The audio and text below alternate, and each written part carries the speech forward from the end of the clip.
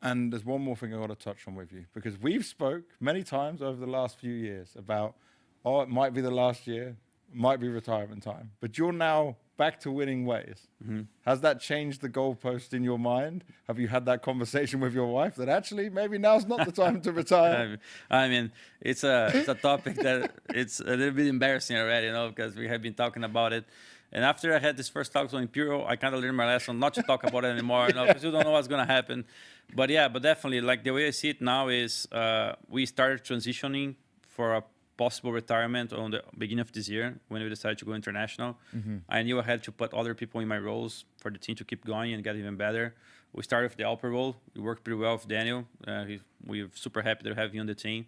And if I'm going to be retiring, maybe this year or maybe next year, doesn't matter. We're going to need another IGL as well. So that's the next thing I have to replace on the team.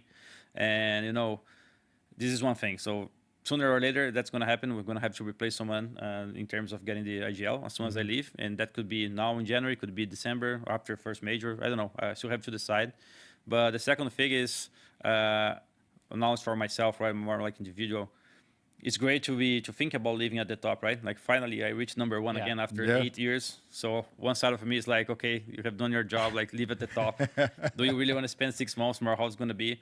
But the fact that I really like to stay with those guys and I like the atmosphere, of course, it helps when we're winning. But overall, I think it's a great team to be around. Yeah. We really have fun together. We work well with each other. That kind of pushed me to play more. And even if we don't win anything last year, like if the atmosphere and playing is as fun as it is, I think it's worth it.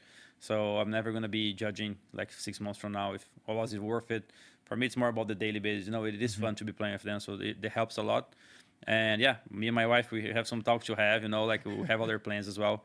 But in the end, it's super difficult to live at the top too, because you don't know how much further you can go, right? Like I leave in January, then what? Maybe we could be winning more tournaments, you know, make an era, you never know. So disregarding all that too is hard. So yeah.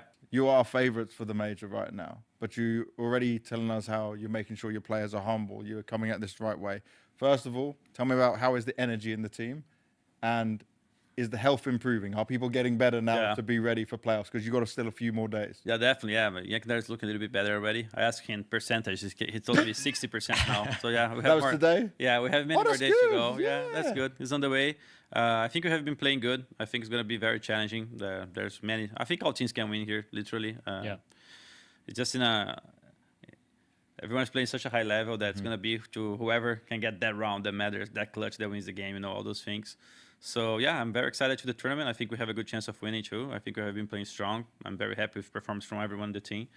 I think I played well on the first stage as well, and I think it's going to be hard to keep it up on the playoffs. But I can contribute in many other ways as well. So I'm not too oriented on my stats or anything like that. I'm going to be playing for the team. And as long as we believe in our game and it's our day, we can make it. So yeah, we've got to keep believing. Obviously for the Brazilian fans, it's been so long since Brazil has been able to be this hyped about a team with the opportunity to win a major. It's you again. What would it mean to you to be able to be the one that delivers it once again if you are that man? Like, yeah, it'll be cool, huh? It's wild, right? 9 years later. Yeah, it's a nice story. I mean, all my career. You have an advantage, best of 5 finals, right? Yeah. You don't lose those. Yeah, stats will say that, but it's every game is a new coin flip. You know, it doesn't, what you did in the past doesn't matter on the new coin flip. But yeah, I think for me, it would personally be a great achievement, being able to conquer the top again. And the major marks is very symbolic, right? Because I have many wins in other teams, and we always remember from the major, right? Nobody talks about the ECS, that was harder than the major. No, nobody talk about some pro leagues that we won, but the majors are always going to be there. So yeah, and also be part of first major for all the teammates as well would be crazy cool, because I think they're definitely great players. Maybe they're going to have a chance to win even more tournaments and more majors, but being able to lift the first one of them would be magical. But yeah, I prefer not thinking much about it. We have to go game by game. We're still far. Okay, that's understandable. If we just go back to when you picked up Ikinder and Molodoi, is this something that you were like kind of actively searching for that was maybe missing in the other Furia with Cello and Skulls, that these are like specific sets of abilities that we need to get better? On T side, honestly, not much. I think on T side, we also play a good game on the other teams as well. But I think the thing that changed the most was a very big speaker in terms of playing the right positions on some maps.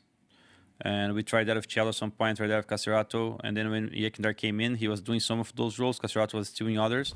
And then after a few games, we're like, we need to put Yekindar in all those positions where he can also be leading on the CT side too.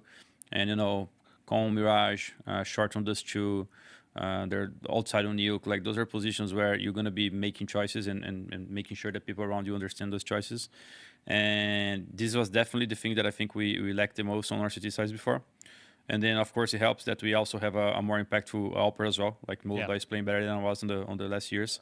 And that helps a lot. And I have been trying to adapt myself to the role that I have been given. And I think that's kind of a role where you can play smart. Like, sometimes avoid fights, sometimes just make sure that some things are going to happen together instead of being this guy who's looking for fights all the time. And for you, I want to look at just how did you get to this point, like, of being able to have so much impact with the rifle now? Because we've seen other people try to go and rifle after coming away from this, and they struggled. Did you just go to some DM more? Did you start individually practicing more? Because I'm going to glaze you a little bit here, Fallen. You were looking sharp in these games. Like, you can sometimes take over the game with your rifle. So, I mean, I would consider myself a little bit more technical than a skill-wise player. So always when I'm playing, mainly on the CT side, I'm trying to be technical rather than being strong aimer. You know, like I don't think I can go for a match against Spirit and think that I'm gonna old skill donk every time on my position, right? Like, if I'm playing those cards, then it's gonna flip on his way many more than on mine, you know. Yeah.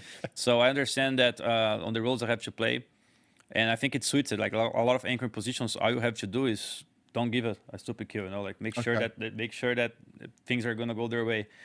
And then because my teammates are playing so strong, like, sometimes just surviving is enough. Sometimes just making sure that I get one kill and then I'm traded afterwards.